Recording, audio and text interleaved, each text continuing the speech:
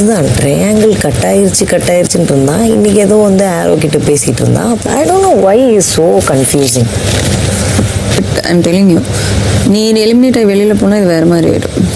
எதுடி Kamru ஆதரோரா without your presence. ஏற்றி விடுற வேலையெல்லாம் பாருதான் இவ்வளவு நாளா பாத்துக்கிட்டு இருந்துச்சு. இப்ப அதுல போஸ்டிங் வந்து சாண்ட்ரா வாங்கிக்கிச்சுன்னு நினைக்கிறேன். இது ஏற்றி விட்டுக்கிட்டு இருக்கு. இப்ப பாருவ வணங்கும்டா. I felt so.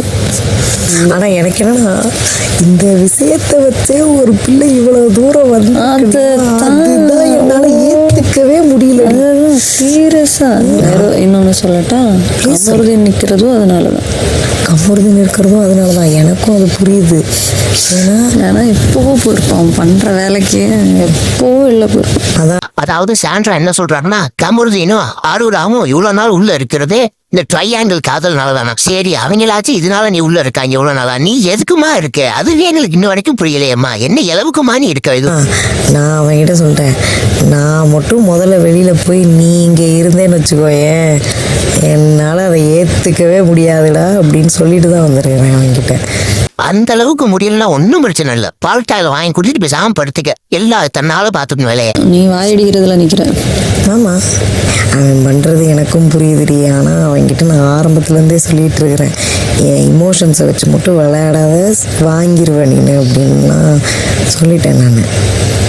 அதை தாண்டி விளையாடுறாங்கன்னா மக்கள் தான் வந்து அதுக்கு இது சொல்லணும். அடியே பரதேசி பயமாவல, நீ பாக்குற மாமா வேலைக்கு எங்களை ஏண்டி உள்ள இழுக்கிற? நாங்க பாட்டு ஒரு ஓரமாக பாத்துக்கிட்டு இருக்க இந்த கொடுமை எல்லாம் எங்களை உள்ள இழுக்கிற நீ.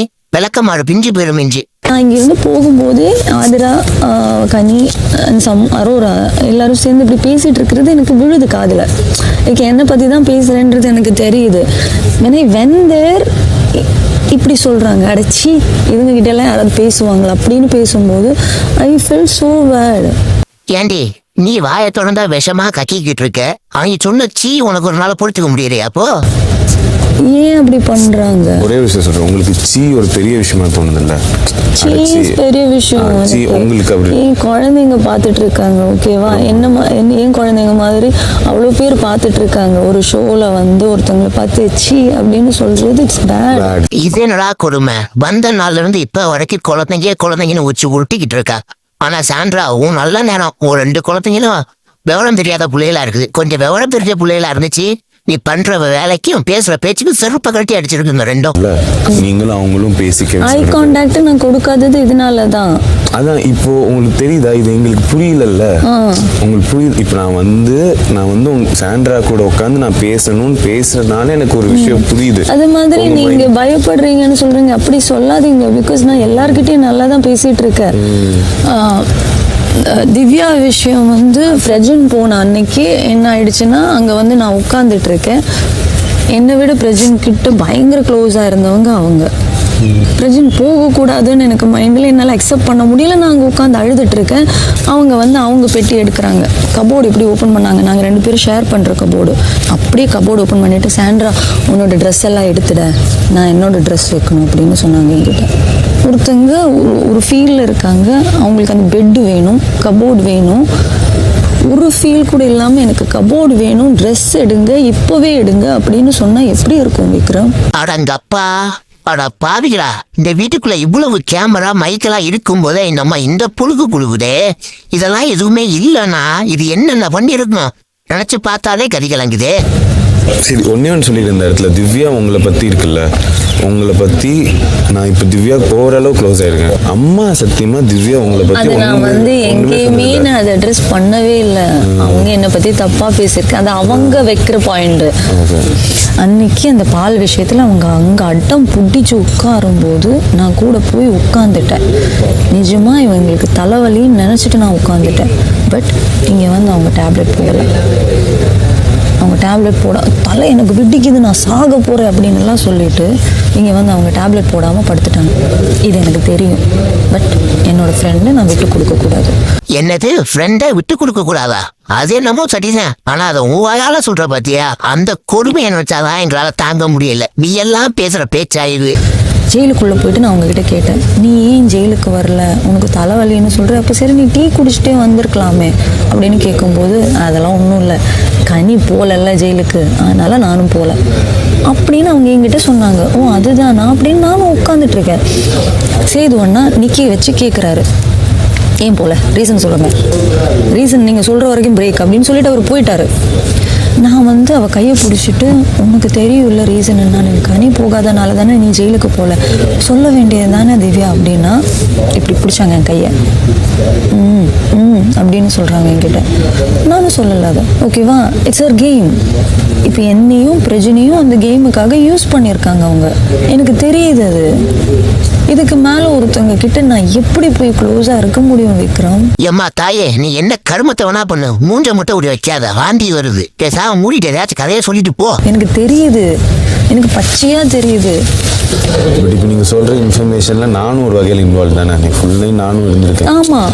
ஸோ என்னங்க சொல்கிறீங்க, அப்போ தலைவலியே இல்லை, நான் உங்ககிட்ட இப்போ ஒரு அதுவே நான் அப்புறம் தான் கண்டுபிடிச்சேன். அவ்வளோ ட்ராமா நடந்ததுக்கு அப்புறம் தான் நான் அதை கண்டுபிடிச்சேன். அடுத்த நாள் தான் நான் கண்டுபிடிச்சிருக்கேன், நீ வெயில் டேப்லெட் போடல, அப்போ தலைவலி இல்லை அப்படின்றது எனக்கு அப்புறம் தான் புரிஞ்சிடுச்சு. பட் அது டீமுக்கு புரிஞ்சிருக்கு.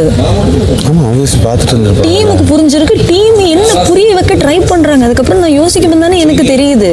ஏமா சாண்ட்ரா, விக்ரமுக்கு தான் நீங்க 2 பேரும் பண்ண கூத்து என்னன்னு தெரியல, நீ பாட்டுக்கு அவுச்சு விட்ற. நாங்கெல்லாம் பார்த்துருக்கோமே நீ என்னென்ன பண்ணன்றத, இதெல்லாம் பார்த்துக்கிட்டு நீ இப்ப சொல்றதெல்லாம் எங்களுக்கு எப்படி இருக்கும்?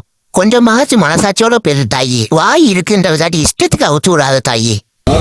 நான் வந்து நடு வீட்டில் வந்து இது பண்ணல, அது வந்து லான் தானே, அது வந்து it kids carried away. So நான் இது பண்ணேன், நான் டெய்லியுமா பண்ணேன். கடைசியாக நீ எப்போ சொன்ன, ஒரு 2 மாதம் இருக்கும் அது சொல்லி, ஏதோ வந்து ஐயோ அப்படியா, அது ரியாக்ட் பண்ணவே பிடிக்கல.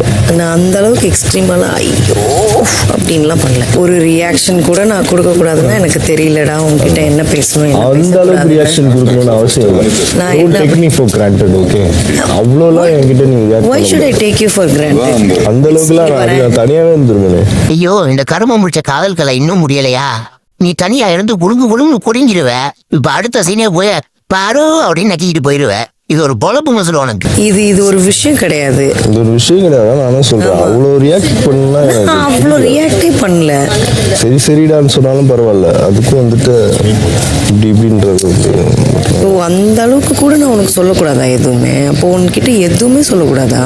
நீ எதுவும் சொல்லி நான் எதுவுமே சொல்லவே இல்லையே. அடே பிக் பாஸ், இந்த வீணா போனவங்களாம் வீட்டுக்கு அனுப்பாம கொஞ்சம் நல்லா ஆட்ராணி லா குடிச்சு வெளியே அனுப்பிச்சுட்டு இருக்கியே, என்னதான்டா உனக்கு பிரச்சனை? இந்த நாயை கொஞ்சம் வெளியே அனுப்பிச்சுடுறா, கொஞ்சம் நிம்மதியா இருக்கும். அவன் போயிட்ட பிறகு இவங்களுக்கு எப்படி இருக்கும்? எல்லா லேடிஸும் எல்லாமே நம்ம பேசினா கூட என்ன பண்ணுவாங்க, ஒரு ரெஸ்பான்ஸாவது பண்றாங்கல்ல. அது வார்த்தை வந்து பேச்சு வாக்குல வருது, அதை ஒண்ணு பிடிச்சிக்கணும். இப்படி உட்காந்துக்கின்னு என்னச்சின்னு சொல்லிட்டு என்னச்சி இப்படி பேசுங்க. என்கிட்ட அவங்க பேசவே இல்லை, அவங்க உங்ககிட்ட தான் பேசுறாங்க. என் முகத்தை பார்த்து அவங்க பேசல. நீங்க அவங்கள பாத்தீங்களா? நான் ஏன் அவங்கள பார்க்கணும்? அப்ப நீங்க அவங்கள பார்க்கலன்னா அவங்க உங்களை பார்த்து பேசுறது எப்படி தெரியும்? நான் ஏன் அவங்கள பார்க்கணும்? அவங்க உங்ககிட்ட பேசுறாங்க, நீங்க அவங்கள லெசன் பண்ணவே இல்லை, நீங்க அவங்கள பார்க்கல, நான் பக்கத்துல நிக்கிறேன், நீங்க இப்படி போறீங்க. சூப்பரா ஒரு பாயிண்ட் பிடிக்குங்க, நம்மள பேச விட்டு ஒரு பாயிண்ட் பிடிக்கிறாங்க அவங்க. புரியுதா? உங்க மேல தப்பு இல்லைன்னா நீங்க இப்படியே தான் கேட்ட, உங்க மேல தப்பு இல்லைன்னா திவ்யா நீ ஏன் என்ன இப்படி பண்ணிட்டு உங்களால 1-to-1 ஏன் உங்களால பேச முடியல? அது எப்படி பேச முடியும்? பண்ண தப்பெல்லாம் சாண்ட்ரா இல்ல பண்ணுச்சு. இன்னொன்னு 2 பேரும் சேர்ந்து கூட்டுக்கலானே எல்லாம் பண்ணுச்சுங்க 2 அப்போதைக்கு. அப்புறம் எப்படி வந்து 1-to-1 பேசும்? ஏன் அப்படி வந்துட்டீங்கன்னா மக்கள் உங்களை மேல என்ன நினைப்பாங்க? தப்பு உன் மேல நினைப்பாங்களா இல்ல திவ்யா மேல நினைப்பாங்களா? நீங்க வந்து இந்த கண்ணீரை வந்து கையில எடுத்துன்னு வந்து ஒரு இடத்துல உட்காந்தா இருக்கிற அவுட்ஸ்பர்ட்ஸ்லாம் உங்க பின்னாடிலாம் வந்து நின்று அப்படியே வந்துட முடியாதுங்க. எப்படி உங்க இருக்கிற அவுட்ஸ்பர்ட்ஸ்லாம் வந்து உங்ககிட்ட வந்து இது கேம், இது அவங்க ஆட வந்திருக்காங்க, உங்க கேம் நீங்க ஆடுறத விட்டீங்க, இப்படிலாம் உட்காந்து இருக்க முடியாதுன்னு பயங்கரமா பேசுனாங்க. நேற்று பார்வை கேட்டு பாருங்க, இப்படிலாம் நான் கொஞ்சம் பேசுறத பார்த்துட்டுல நான் பாரு இங்கே அங்கே உட்காந்துறாங்க, இங்கே போய் உட்காந்துருக்கேன், அவங்கள இப்படி பண்ணுறாங்க. அவங்க எல்லாமே அவங்களுக்கு எல்லாமே தெரியுங்க. அவங்க என்ன சொல்றது உங்களுக்கு புரியன்னு நினைக்கிறேன். நான் சொல்றேன் புரியுது. அது ஒண்ணும் இல்ல, வினோத் போய் சாண்ட்ராட்ட பேசும்போது சாண்ட்ரா வந்து செருப்பை காட்டி ஆட்டிக்கிட்டே இருந்துச்சு. நம்மளால சும்மா இருப்பாரா? திருப்பி செருப்பு காலை மேல காலை போட்டு செருப்பு ஆட்டிக்கிட்டே இருந்தாப்புல. அது ஒரு ஃபயர் ஆகி போச்சுன்னா, டே எனக்கு ஒரே ஒரு ஆசை தான்டா, சாண்ட்ராவுக்கும் பார்வதிக்கும் முட்டிக்கிச்சுன்னா சும்மா ஜதஜோதியா இருக்கும், கண்குள்ளா காட்சியா இருக்கும். அது நடந்தா ரொம்ப நல்லா இருக்கும். ஓகே ஃப்ரெண்ட்ஸ், இதோட ஷோ முடிஞ்சு போகும்போது மறந்துடாம சப்ஸ்கிரைப் பட்டன் 2 மிதி நீ சுட்டு போயிட்டா நல்லா இருக்கும்.